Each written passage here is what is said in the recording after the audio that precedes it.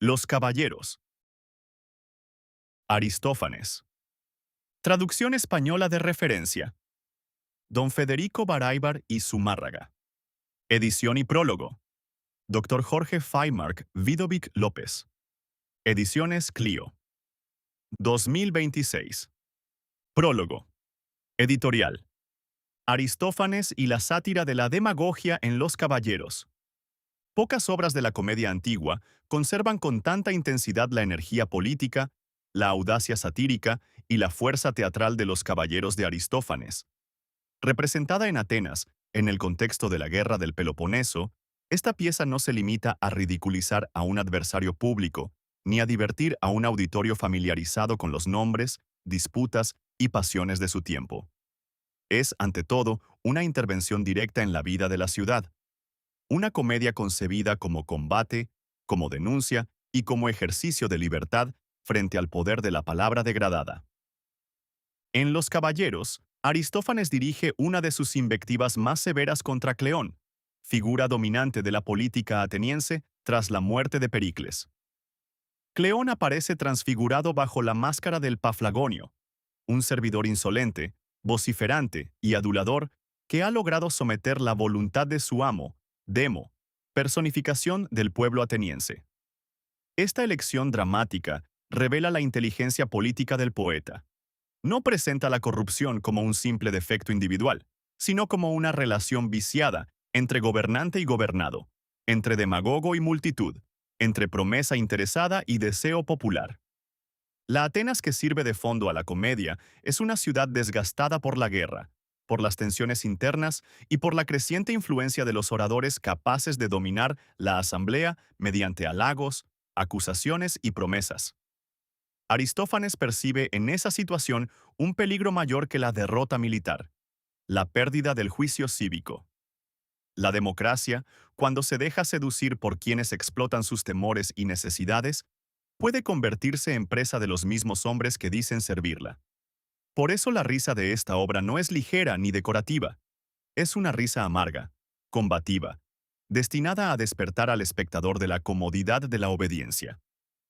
El episodio de Pilos y Esfacteria ocupa un lugar decisivo en el trasfondo de la pieza. La captura de prisioneros espartanos otorgó a Cleón un enorme prestigio político, aunque Aristófanes insinúa que el mérito real de aquella acción correspondía en buena parte a otros generales, especialmente a Demóstenes. La comedia nace, así, en un momento en que el demagogo parecía invulnerable.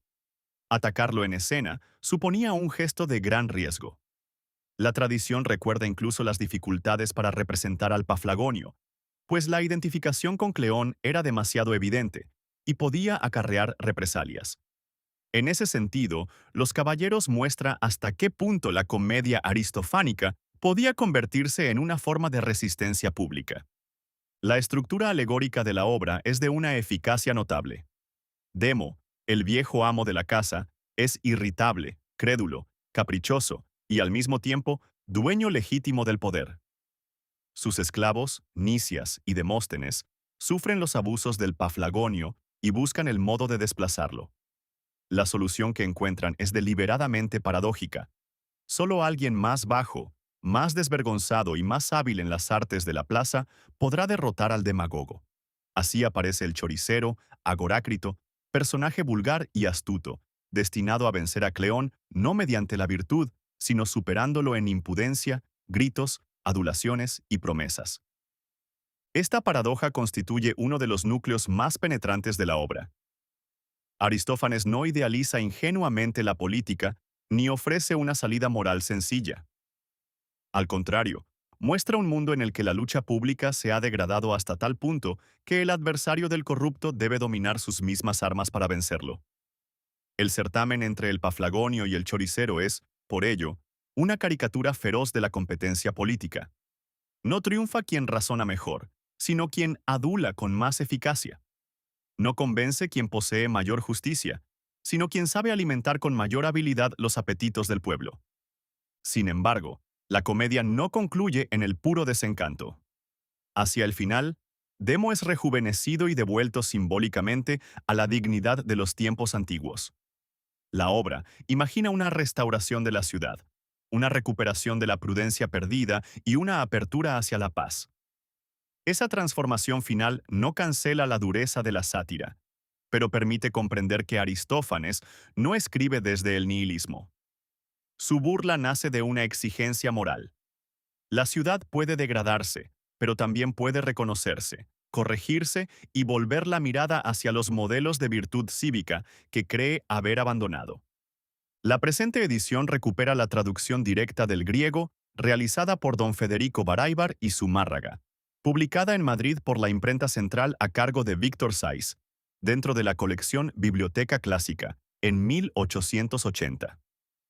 La versión de Baráibar posee un valor particular por su esfuerzo de claridad, por la riqueza de sus notas y por su voluntad de acercar al lector español una comedia densamente atravesada por alusiones políticas, históricas, literarias y religiosas. En una obra como Los Caballeros, donde casi cada escena remite a circunstancias concretas de la Atenas clásica, las notas no son un adorno erudito, sino una guía indispensable para comprender el alcance de la sátira. Esta edición moderna ha sido preparada con el propósito de facilitar la lectura sin borrar la fisonomía de la traducción original. Se han corregido erratas de transcripción, se han regularizado criterios ortotipográficos y se han dispuesto las notas en formato de nota a pie de página para favorecer una consulta más cómoda. El objetivo no es sustituir la voz de Baráibar, sino preservarla y hacerla más accesible al lector contemporáneo, respetando el carácter histórico de la versión y el espesor cultural de la obra aristofánica. Leer hoy. Los Caballeros sigue siendo una experiencia inquietante. Bajo sus exageraciones cómicas, sus insultos, sus imágenes grotescas y sus juegos escénicos, se advierte una reflexión de sorprendente actualidad sobre los peligros de la manipulación política. Aristófanes muestra cómo el demagogo se alimenta de la credulidad pública, cómo convierte el miedo en instrumento de dominio, cómo sustituye el bien común por el cálculo personal y cómo transforma la palabra política en mercancía. Por eso esta comedia continúa interpelándonos. No porque Atenas sea idéntica a nuestras sociedades, ni porque sus conflictos puedan trasladarse sin mediaciones al presente, sino porque la obra capta una verdad persistente de la vida pública. Allí donde la ciudadanía renuncia al juicio, la adulación ocupa el lugar de la razón. Allí donde el poder se confunde con el espectáculo, la mentira se vuelve eficaz. Allí donde la risa crítica desaparece, la demagogia encuentra su terreno más fértil. En Los Caballeros, la comedia no adormece la conciencia, la sacude. Y esa sacudida, más de 2000 años después, conserva intacta buena parte de su fuerza. Noticia preliminar. Al establecer Solón el principio de la soberanía nacional, dando al pueblo reunido en asamblea amplias facultades legisladoras y administrativas, no dejó de comprender el grave peligro que correría la nave del Estado si de su dirección se encargaba una multitud ligera, frívola, olvidadiza, fácilmente impresionable, apasionada en sus decisiones, ignorante y perpetuamente inexperta como la ateniense. Entre los infinitos escollos que el sabio legislador debió prever, presentábasele indudablemente como uno de los más formidables, el de los nombramientos para las altas magistraturas encargadas de importantísimas funciones. Sabido es que Solón resolvió el conflicto dejando a la Asamblea General la facultad de nombrar los magistrados y de exigirles cuenta de su administración, mas prescribiendo que la designación para altos cargos únicamente pudiera recaer sobre los ricos. Al efecto, adoptando como base la riqueza y prescindiendo de la aristocracia de la sangre, dividió a los atenienses en 4 clases: pentacosiomedimnos, que tenían una renta anual de 500 medimnas; caballeros, cuya cosecha era de 300 a 500; seugitas, que recogían de 200 a 300, y tetas, todos los demás. Pero las guerras médicas primero y la del Peloponeso después alteraron profundamente aquellas precauciones. Arístides abrió el camino al hacer aprobar, después de la batalla de Platea, un decreto por el cual los ciudadanos de la última clase podían aspirar, en concurrencia con los de las otras, a las altas magistraturas. Más tarde se agravó el mal cuando el gobierno consignó salario para los asistentes a las deliberaciones públicas y empezó a hacer distribuciones de trigo. El aliciente del trióbolo atrajo en masa a la clase pobre al Pnix, y la miseria la hizo esclava del que prometía más. Figuraba como el principal de los demagogos Cleón, heredero de la influencia de Pericles y acérrimo partidario de la guerra. Tucídides lo pinta audaz, arrebatado y violento, idolatrado por el pueblo ateniense, cuyo apoyo procuraba conservar mediante larguezas esquilmadoras del tesoro y discursos lisonjeros destinados a inspirar desprecio por las fuerzas de la Lacedemonia. La multitud, obstinada y ciega, continuó favoreciéndolo hasta tolerar sus burlas e insolencias. Sin embargo, como el pueblo ateniense era voluble y tornadizo, empezaba ya a eclipsarse la estrella de Cleón cuando un acontecimiento singular, reciente al ponerse en escena los caballeros, vino a prestarle nuevos resplandores. Corría el 7º año de la guerra del Peloponeso. Demóstenes, general ateniense, en una expedición a la Laconia, ocupó Pilos, pequeña ciudad marítima situada en la antigua Mesenia, y la hizo amurallar en espera de un ataque de los lacedemonios. Los lacedemonios, confiados en recobrar una plaza fortificada a la ligera y defendida por pocos hombres, marcharon contra Pilos. Pero las cosas se arreglaron de tal modo que fueron vencidos en un combate y se vieron obligados a abandonar en la isla de Esfacteria 420 soldados de las familias más distinguidas de Esparta. Con objeto de librarlos, enviaron a los atenienses una embajada. Pero Cleón, cuyo ascendiente sobre el pueblo no tenía entonces límites, imposibilitó las negociaciones con exigencias irritantes. Prolongábase el bloqueo indefinidamente. Los atenienses carecían de víveres y sufrían toda clase de privaciones, mientras los lacedemonios conseguían introducir vituallas en la isla. El pueblo de Atenas empezó a murmurar contra Cleón, a quien cabía grave responsabilidad en el asunto. El audaz demagogo culpó de lo ocurrido a la ineptitud y morosidad de Nicias y Demóstenes, y llegó a afirmar que, si se le confiaba el mando, se apoderaría de Esfacteria en menos de 20 días. Nicias le tomó la palabra y lo puso en grave aprieto dimitiendo su cargo. Obligado por la multitud, Cleón partió. Entretanto, Demóstenes había incendiado un montecillo de la isla desde el cual su gente era muy hostilizada. Quemado el monte, era fácil apoderarse de Esfacteria sin necesidad de refuerzos. Llegó Cleón y, acompañado de Demóstenes, obligó a rendirse a la guarnición Lacedemonia. Volvió triunfante a Atenas con los prisioneros, atribuyéndose la gloria de aquella hazaña. A raíz de estos sucesos compuso Aristófanes Los Caballeros, una violentísima sátira contra Cleón y sus secuaces. El poeta lo azota sin piedad, saca a público espectáculo sus violencias y sus crímenes, acumula sobre su cabeza cuantas acusaciones pueden hacer a un hombre odioso y despreciable, y se ensaña con una virulencia de la que hay pocos ejemplos en los anales literarios. Cleón aparece como insolente, adulador, psicofanta, venal, impudente, cobarde, calumniador, canallá, recaudador sin conciencia y abismo de perversidad. Para apreciar en su justo valor la verdad de este retrato conviene tener presente que en Aristófanes hablaban a un tiempo el odio de partido y los resentimientos personales. Tucídides, no obstante estar afiliado también a la aristocracia, trata a Cleón con mucho menos encono.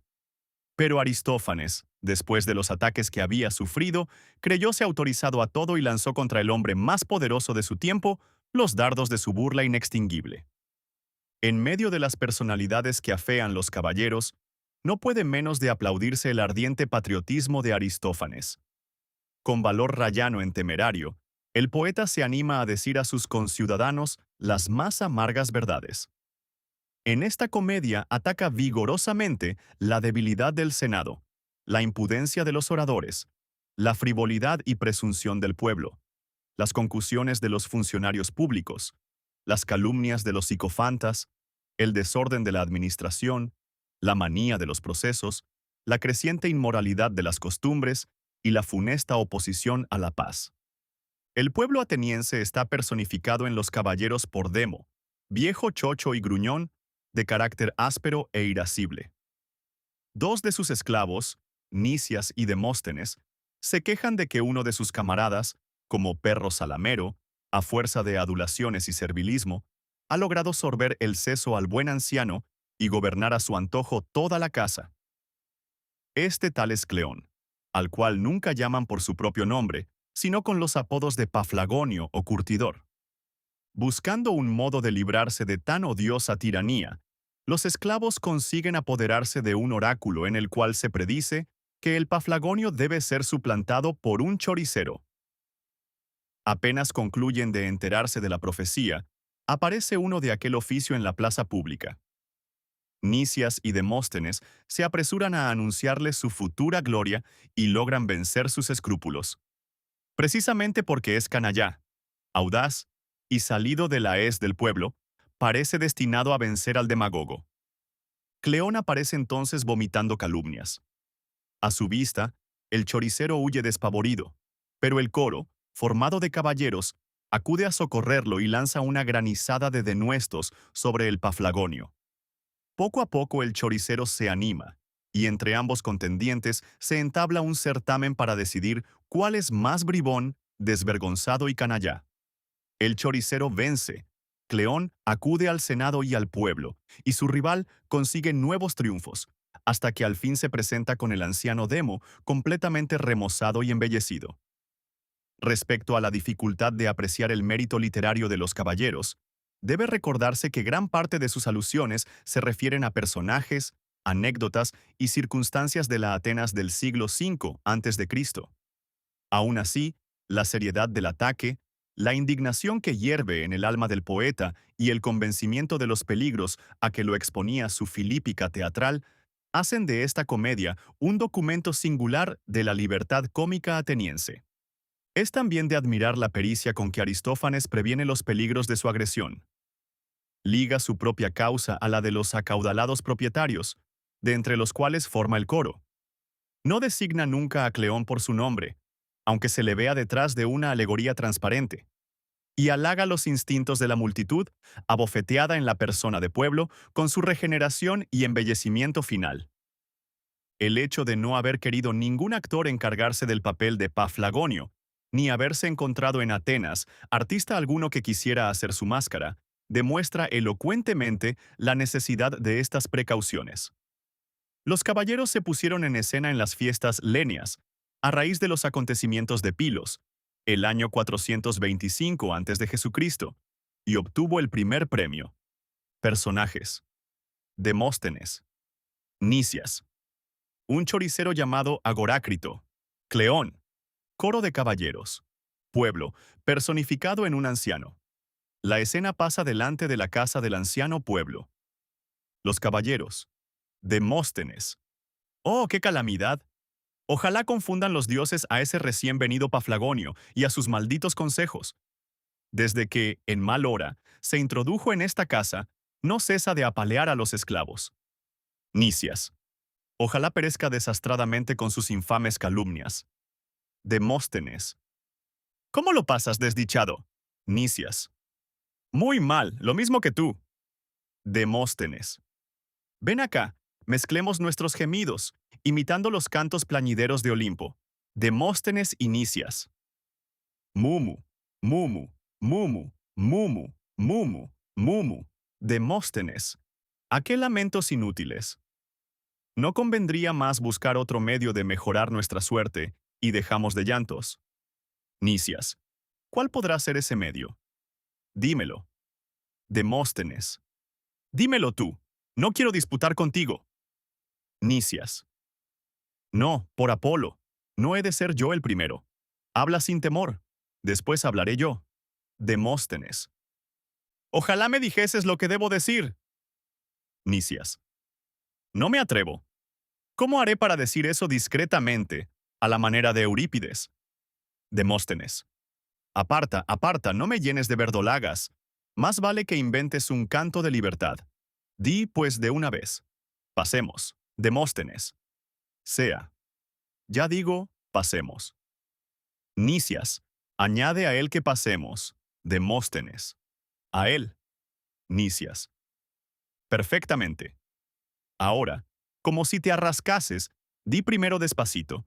Pasemos, y repítelo después, a prisa, añadiendo a él. Demóstenes. Pasemos, pasemos a él. Pasemos a él. Nicias. ¿No es delicioso? Demóstenes. Sin duda, pero temo que este oráculo sea funesto a nuestra piel. Nicias. ¿Por qué motivo? Demóstenes. Porque rascándose suele arañarse la piel. Nicias. En el actual estado de las cosas, creo que lo mejor será acercarnos suplicantes a la estatua de cualquier dios. Demóstenes. ¿A qué estatua? ¿Acaso crees que hay dioses? Nicias. Yo sí. Demóstenes. ¿En qué te fundas? Nicias. En que soy aborrecido por ellos. ¿No tengo razón?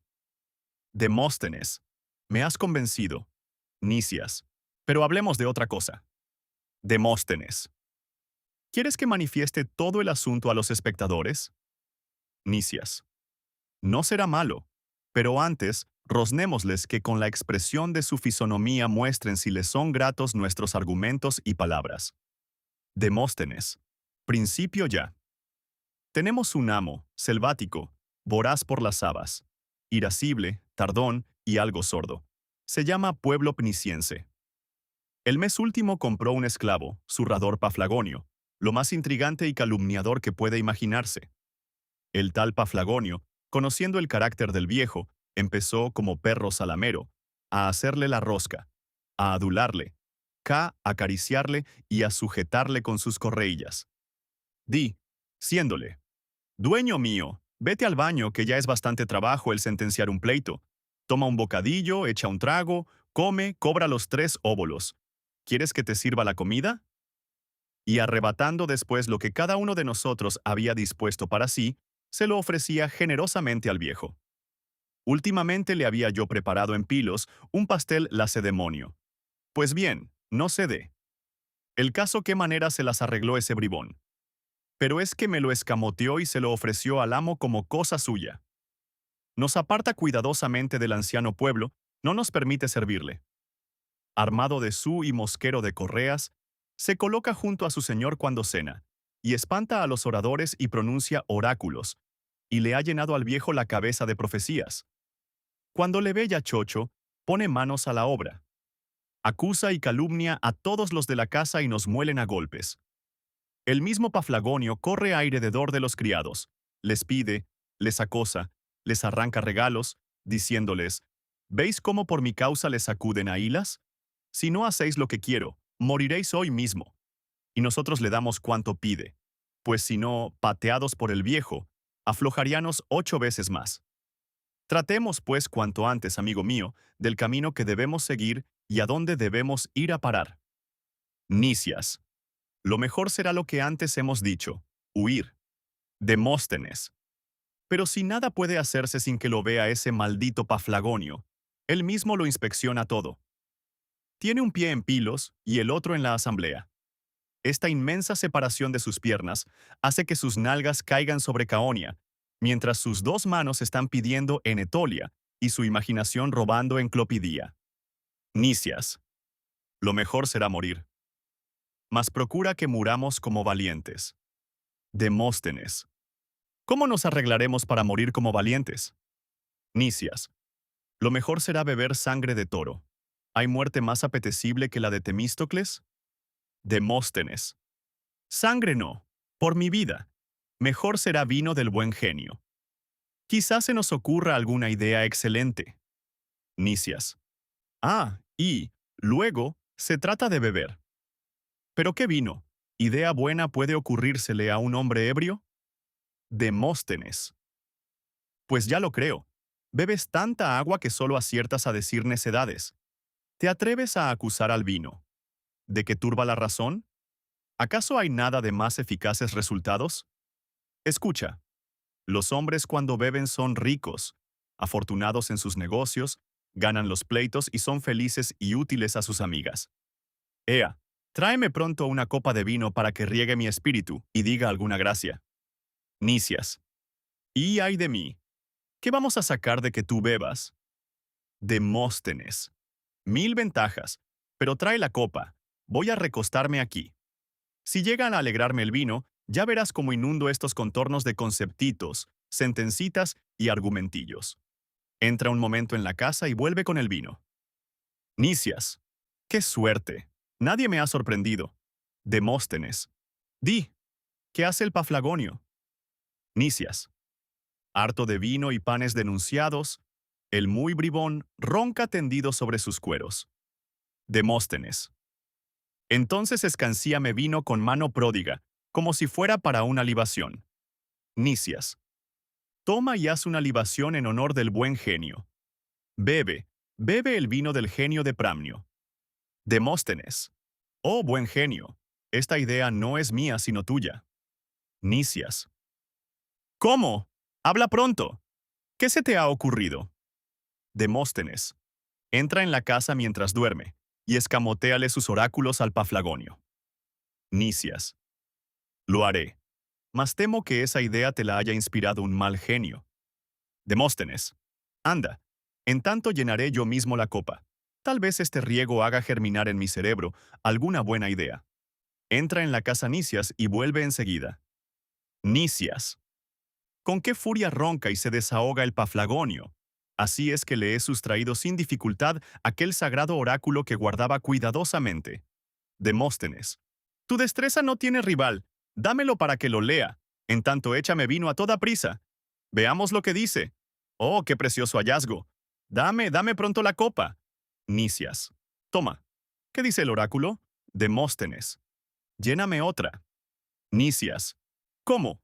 El oráculo dice, lléname otra. Demóstenes. Oh, Basis. Nicias. ¿Pero qué es ello? Demóstenes. Dame pronto la copa. Nicias. Sin duda Basis menudeaba los tragos. Demóstenes. Maldito Paflagonio. Por eso guardabas hace tanto tiempo este oráculo que se refiere a ti. Nicias. ¿Cómo? Demóstenes. Aquí se dice cómo ha de perecer. Nicias. ¿Pero cómo? Demóstenes. Será el segundo un tratante enganado. Nicias. Ya van dos comerciantes. ¿Y a ese qué le sucederá? Demóstenes. Mandará hasta que aparezca otro hombre más perverso que caerá entonces, reemplazándole él. Un Paflagonio, comerciante en pieles, ladrón, alborotador y de voz ensordecedora como la del torrente Ciclóboro. Nicias. ¿El tratante enganado debía, pues, ser derribado por el comerciante en pieles? Demóstenes. Sí, por cierto. Nicias. Infeliz de mil, ¿dónde podremos encontrar otro comerciante? Demóstenes. Aún hay otro de astucia extraordinaria. Nicias. ¿Quién? Por favor, ¿quién es? Demóstenes. ¿Lo diré? Nicias. Sí, por Júpiter. Demóstenes. Un choricero será quien le derribe. Nicias. Un choricero. Nobilísimo oficio por Neptuno. Pero ¿dónde hallaremos a ese hombre? Demóstenes. Busquémosle. Nicias. Ahora entra uno en el mercado. Los dioses nos lo envían. Entra el choricero con una tabla llena de embutidos. Demóstenes. Ven, ven, choricero dichoso. Adelante, hombre salvación querido, a quien está reservada nuestra y la de la República. El choricero. ¿Qué es esto? ¿Por qué me llamáis? Demóstenes. Ven acá, y escucha tu feliz y afortunado destino. Nicias. Ea, cógele el tablero y entérale de lo que dice el oráculo y de su contenido. Yo voy a ver el Paflagonio. Demóstenes. Vamos, deja primero en el suelo tus mercancías, y adora después a la tierra y a los dioses. El choricero. Heme aquí. ¿Qué es ello? Demóstenes. Mortal bienaventurado. Mortal opulento, que hoy no eres nada, y mañana lo serás todol, oh jefe de la afortunada Atenas. El choricero. ¿Por qué, buen hombre, te burlas de mí y no me dejas lavar estas tripas ni vender estos chorizos? Demóstenes. ¿Qué tripas? Insensato. Mira allí. ¿Ves esas filas de ciudadanos? El choricero. Las veo. Demóstenes. Pues bien, Tú serás su jefe, y el jefe del mercado, y de los puertos y de la asamblea. Pisotearás al Senado, destituirás a los generales, les cargarás de cadenas, los reducirás a prisión y establecerás tu mancebía en el Británio. El choricero. Demóstenes. Sí, tú, y aún no lo ves todo. Súbete sobre ese tablero y mira todas las islas de alrededor. El choricero. Las veo. Demóstenes. Bueno, ¿y los mercados y las naves de carga? El choricero. También. Demóstenes. ¿Puede haber fortuna mayor? Dirige ahora el ojo derecho a Caria y el otro a Calcedonia. El choricero. De modo que mi gran fortuna va a hacer quedarme visco. Demóstenes. No, tú venderás todo eso, porque llegarás a ser, como el oráculo lo dice, un gran personaje. El choricero. Pero ¿cómo yo, que soy choricero, llegaré a ser un personaje? Demóstenes. Por eso mismo llegarás a ser un grande hombre, porque eres un canalla audaz, salido de la es del pueblo. El choricero. Me creo indigno de ser grande. Demóstenes. Parece pobre de mí. ¿De qué te crees indigno? ¿Algún buen sentimiento? ¿Acaso que aún abrigas perteneces a una clase honrada? El choricero. No, por los dioses, pertenezco a la canallá. Demóstenes. Oh mortal afortunado, ¿de qué felices dotes de gobierno te ha colmado la naturaleza? El choricero. Pero, buen amigo, si no he recibido la menor instrucción, si solo sé leer, y eso mal. Demóstenes. Precisamente lo único que te perjudica es saber leer, aunque sea mal. Porque el gobierno popular no pertenece a los hombres instruidos y de intachable conducta, sino a los ignorantes y perdidos. No desprecies lo que los dioses te prometen en sus predicciones. El choricero. Veamos, ¿qué dice ese oráculo? Demóstenes. Se expresa muy bien, por los dioses, y con una alegoría elegante y no muy oscura. Pero cuando el águila pelambrera, de ganchudas uñas, por la cabeza sujete al estúpido dragón bebedor de sangre, entonces la salmuera con ajos de los paflagonios perecerá, y el numen a los tripicalleros concederá insigne gloria, a no ser que prefieran continuar vendiendo embutidos. El choricero. ¿Qué tiene eso que ver conmigo? Explícamelo. El choricero. ¿Qué significa eso de ganchudas uñas? Demóstenes. Eso quiere decir que con sus manos todo lo arrebata y se lo lleva. El choricero. ¿Y lo del dragón? Demóstenes. Eso está clarísimo. El dragón es largo y el chorizo también, y el chorizo y el dragón se llenan de sangre. Así es que el dragón, dice el oráculo, podrá vencer al águila pelambrera si no se deja engañar por palabras. El choricero. Me lisonjean, por vida mía, sus vaticinios, mas no acierto a comprender cómo puedo ser apto para los negocios políticos. Demóstenes. Muy fácilmente. Haz lo mismo que ahora. Embrolla y revuelve los negocios como acostumbras a hacer con los intestinos, y conquista el cariño del pueblo engolosinándole con proposiciones culinarias. Tus cualidades son las únicas para ser un demagogo a pedir de boca. Voz terrible, natural perverso, impudencia de plazuela. En fin, cuanto se necesita para gobernar la república. Los oráculos y el mismo Apolo, Pitio te designan para ello. Ea, ponte una corona, haz una libación a la necedad y ataca a tu rival denodadamente. El choricero. ¿Y quién me ayudará? Los ricos le temen, la pobre plebe tiembla en su presencia. Demóstenes. Pero hay 1000 honrados caballeros que le detestan y que te defenderán.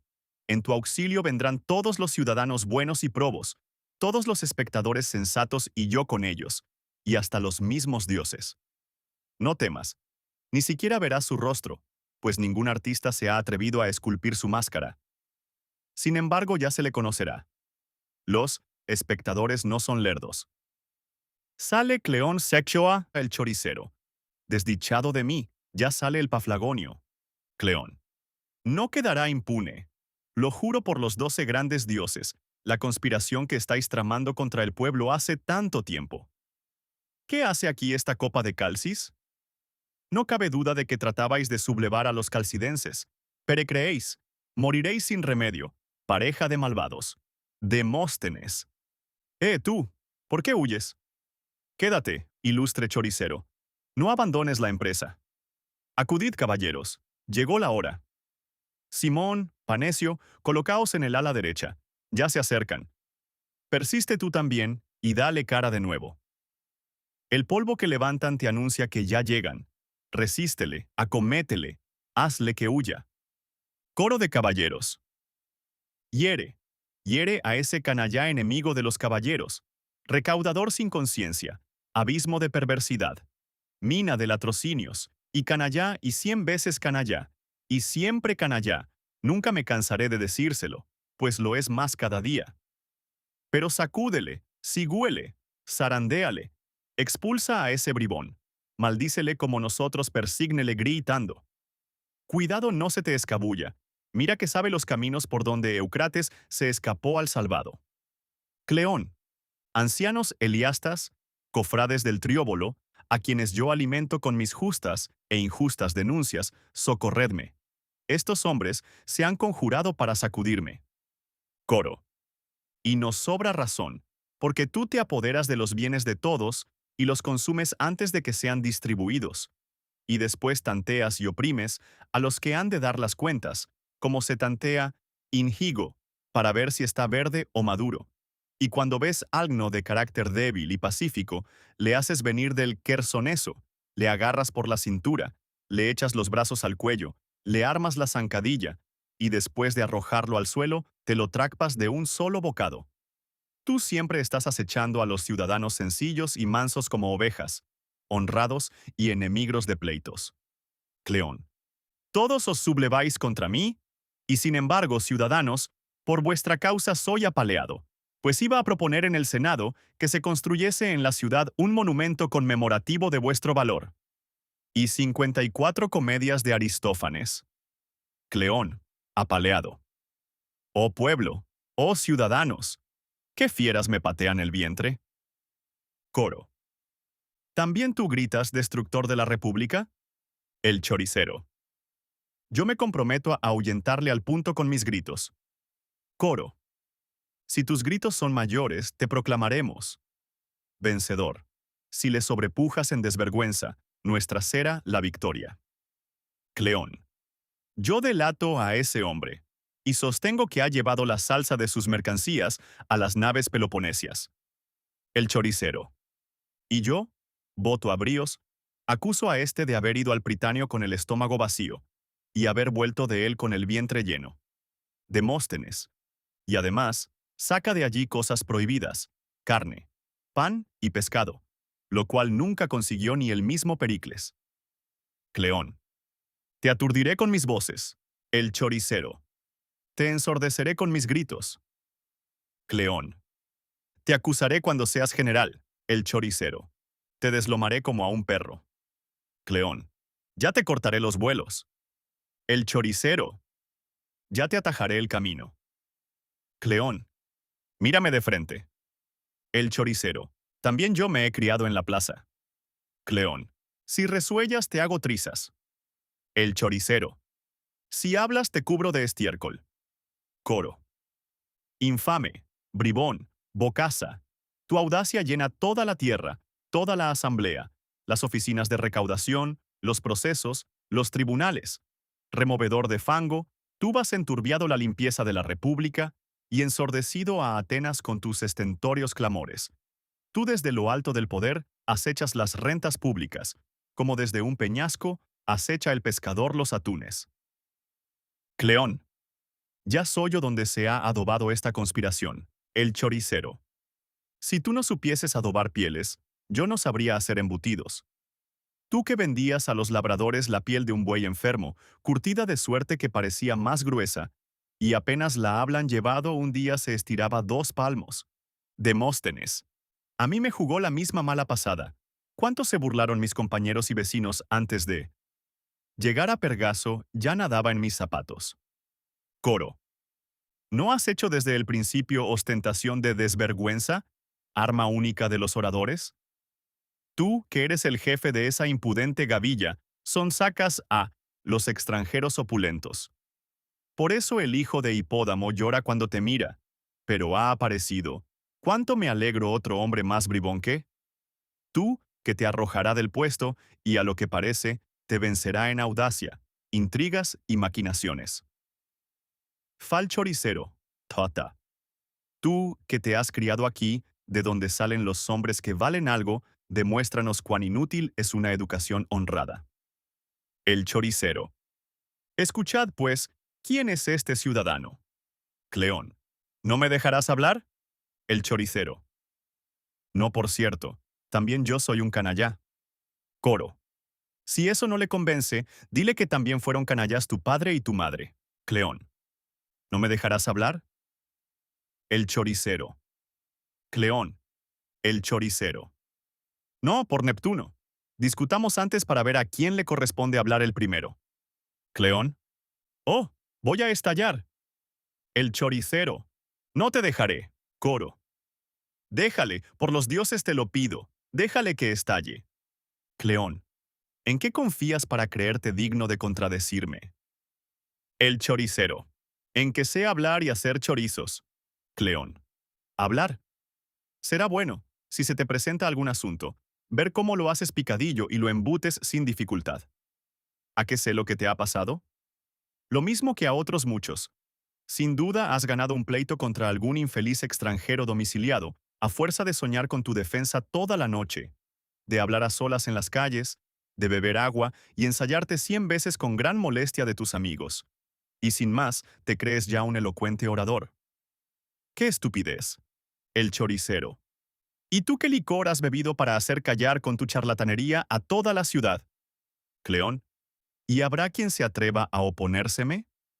A mí, que después de comer una caliente tajada de atún y de beber una copa de buen vino, soy capaz de hacer un corte de mangas a todos los generales de Pilos. El choricero. Yo, que después de tragarme todos los tripacayos de un buey y el vientre de un cerdo, y de beberme encima la salsa, soy capaz de estrangular a todos los oradores y de volver turulato al mismo. Nicias. Coro. Me parece bien cuanto has dicho. Solo me desagrada el que pienses beberte toda la salsa. Cleón. ¿A que no te atreves con los milesios solo por comer percas de mar? Cleón. ¿A que si me arrojo sobre el Senado lo trastorno todo? El choricero.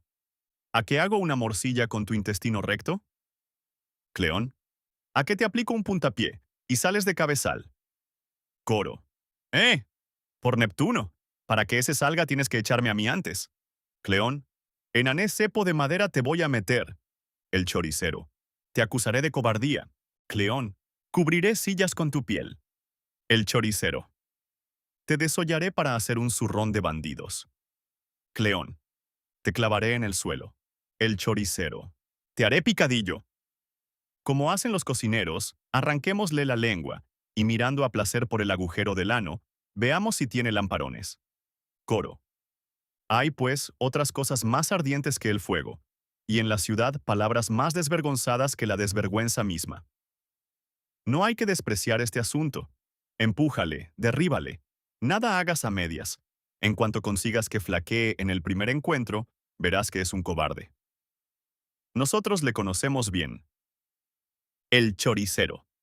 Siempre lo ha sido, y sin embargo, ha pasado por valiente, sin más que por haberse dado maña a recoger la cosecha ajena. Ahora deja que se sequen en las prisiones aquellas espigas, y pretende venderlas. Cleón. No os temo mientras exista el Senado, y el pueblo continúe siendo estúpido. Coro. Qué desvergonzado es en todo. Ni siquiera se le muda el color. Si no te aborrezco, permita Júpiter que sirva a Cratino de colchón, que aprender a cantar toda una tragedia de Mórsimo. Y tú, que como la abeja que va de flor en flor, andas pidiendo regalos a todos en todas partes, ojalá los devuelvas con la misma facilidad que los adquieres. Entonces podremos cantar. Brinda, brinda a la buena fortuna. Entonces hasta el hijo de Julio, ese viejo acaparador de trigo, cantará alegremente al dios Pean y a Baco. Cleón. Os juro por Neptuno que no me excedcreéis en desvergüenza. De otra suerte, permita el cielo que no asista a los sacrificios de Júpiter, protector del mercado. El choricero. Y yo juro por los infinitos puñetazos que por 1000 tunantadas diversas me han sacudido desde la niñez, y por mis 100 cuchilladas que he de vencerte en esta contienda. Si no, me será inútil esta corpulencia adquirida a fuerza de comer migajones destinados a limpiarse la grasa de los dedos. Cleón. Migajones. Y tú, miserable, que te has alimentado como un perro, ¿quieres reñir con un cinocéfalo? El choricero. Por Júpiter. También yo cometía mis fraudes cuando chico. Engañaba a los cocineros diciéndoles, mirad muchachos, ¿no veis? Ya viene la primavera, la golondrina. Ellos miraban, y mientras tanto yo les atrapaba muy buenas tajadas. Coro. Astucia admirable, inteligencia precoz. Como los aficionados a comer ortigas, hacías tu cosecha antes de volver las golondrinas. El choricero. Es cosa que hacía desde niño. Por lo cual dijo un orador que me vio, es imposible que ese muchacho no llegue a gobernar la república. Coro. Acertó en su pronóstico. Claro está en qué se fundaba. En que negabas descaradamente el hurto, mientras lo escondías entre las nalgas. Cleón. Yo reprimiré tu audacia, o más bien, la de L2. Me arrojaré sobre ti con ímpetu horrendo, y a modo de violento torbellino, revolveré los mare y la tierra. El choricero. Pero yo formaré con mis chorizos una balsa, encomendándome sobre ella a las olas propicias, te daré que sentir. Demóstenes. Y yo vigilaré en la sentina, por si acaso se raj. Cleón. No, por seres lo juro, no has de disfrutar impunemente de los talentos que has robado a Atenas. Coro. Cuidado, amaina un poco las velas. Empieza a soplar un viento de calumnias y delaciones. El choricero. Me consta que has sacado 10 talentos de potidea. Cleón. ¿Quién? Yo. ¿Quieres uno por callar? Coro. Con gusto lo tomaría. Pero tú ya desamarras. El choricero. El viento cede. Cleón.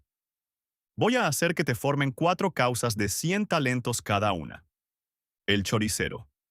Y yo a ti 20 por deserción, y más de 1000 por robo. Cleón. Yo digo que desciendes de los profanadores de la diosa. El choricero. Y yo, que tu abuelo fue uno de los satélites. Cleón. ¿De quién? Di. El choricero. De Vircina, esposa de Hipias. Cleón. Eres un impostor. El choricero. Y tú un bandido. Coro. Dale duro. Cleón. Ay, ay. Los conspiradores me matan a palos. Coro. Dale, dale duro. Azótale el vientre con manojos de intestinos. Castígale sin piedad. Oh admirable corpulencia. Oh esforzado corazón, salvador de la República y de los ciudadanos. ¿Con qué hábil oratoria has sabido vencerle? Ojalá pudiéramos alabarte como deseamos. Cleón. No se me ocultaba, por seres, esta fábrica de intrigas. Bien sabía yo que aquí se encolaban todas. Coro. ¿Y tú no le dirás algún término de constructor de carretas? El choricero. Allí tienes hombres que te ayudan en la obra. Mas nunca, aunque me des todo el oro y plata del mundo y me envíes a todos mis amigos para que me calle, nunca conseguirás que yo oculte la verdad a los atenienses. Cleón. Iré al punto al Senado y delataré a todos vuestra conjuración, vuestras reuniones nocturnas contra la República, vuestra connivencia con el rey persa, y ese negocio con los de Beocia que tratáis de que cuaje. El choricero. Pues ¿qué precio tiene el queso de Beocia? Cleón. Por Hércules, te voy a desollar vivo. Coro. Ea, demuéstranos ahora ingenio y valor. Tú, que como acabas de confesarlo, escondías en otro tiempo la carne entre los muslos. Corre al Senado sin perder un instante, pues ese va a calumniarnos a todos, vociferando como acostumbra. El choricero. Voy allá, pero antes permitidme que deje aquí estas tripas y cuchillos. 6. Comedias Aristófanes. Coro. Lleva solo esa enjundía para untarte el cuello y poder escurrirte si la calumnia te agarra. El choricero. Buen consejo. Así se acostumbra en la palestra. Coro. Toma y cómete también esos ajos. El choricero. ¿Para qué? Coro. para que al combatir harto de ajos tengas más tuerza, amigo mío. Pero anda pronto. El choricero. Ya voy. Coro. Procura morderle y derribarlo. Arráncale la cresta y no vuelvas sin haberte comido su papada. Parte alegre y triunfa como es mi deseo. Que el Júpiter del mercado te guarde y vuelvas vencedor y cubierto de coronas. El choricero sale. El coro queda solo por primera vez en la escena y se vuelve a los espectadores para principiar la parábasis. Pero vosotros, que estáis acostumbrados a todo género de poesías, escuchad nuestros anapestos. Si alguno de vuestros antiguos poetas cómicos nos hubiese pedido que recitáramos sus versos en el teatro, le hubiera sido difícil conseguirlo. Pero el autor de esta comedia es digno de que lo hagamos en su obsequio. Ya porque odia a los mismos que nosotros aborrecemos, ya porque, desafiando intrépido al huracán y las tempestades, no le atemoriza decir lo que es justo. Aunque Magnes había conseguido muchas victorias en los certámenes cómicos y había recorrido todos los tonos, presentando en escenas citaristas, aves, lidios y cínifes, y aunque se pintó el rostro del color de las ranas, no pudo sostenerse. En la edad madura lo abandonasteis, porque con los años había perdido aquella gracia que os hacía reír. También recuerda el coro a Cratino y a los poetas antiguos, y pide que el poeta que alcanza el triunfo pueda retirarse con la frente radiante de alegría. Luego invoca a Neptuno ecuestre, protector de los corceles y de las naves, y celebra a los padres de la ciudad, vencedores en tierra y mar, que nunca se detenían a contar a los enemigos antes del combate.